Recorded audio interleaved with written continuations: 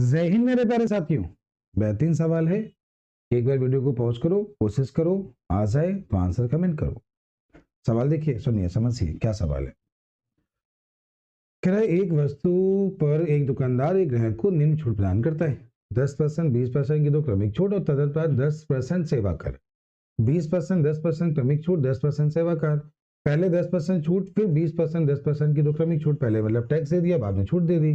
कौन सा विकल्प सही है ग्राहक के लिए? एक सही है, दो सही है, तीन सही है, तीनों समान है।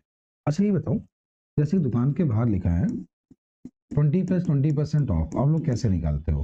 तो ऐसे निकालते हो ना, 20, 20, 40, दो दूनी 4, 40, 4, 44, ऐसा करते हो क्या? गलत है भाई। देखो, डिस्काउंट का मतलब क्या होता है? अपने आप में कमी होता है। क्या होता है? कमी।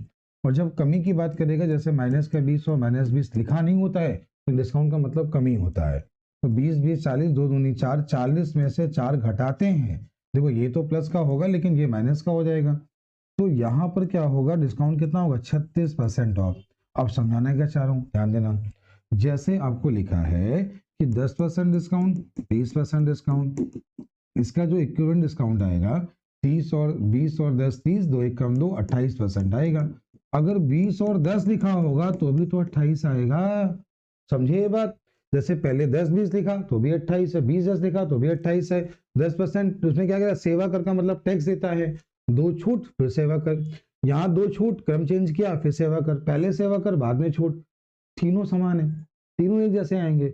बस सवाल को केवल देख के मुस्कुराना था और बोलना था ग्राहक के लिए सभी विकल्प समान हैं। चलो अगले क्वेश्चन में आप लोग कमेंट करो, बताओ। अच्छा, 20% प्लस 12.5% के समतुल्य बट्टा क्या है? पहला क्वेश्चन। और दूसरा क्वेश्चन है 20%, 30% और 10% के समतुल्य बट्टा क्या है? और तीसरा क्वेश्चन आपके सामने है 12.5% और 20% के समतुल्य बट्टा क्या है?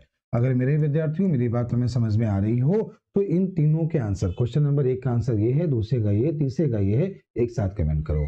ऐसे ही वीडियोस को और पाने के लिए चैनल को सब्सक्राइब कर लो। बहुत कुछ नया चल रहा है आजकल। सभी को जय हिंद।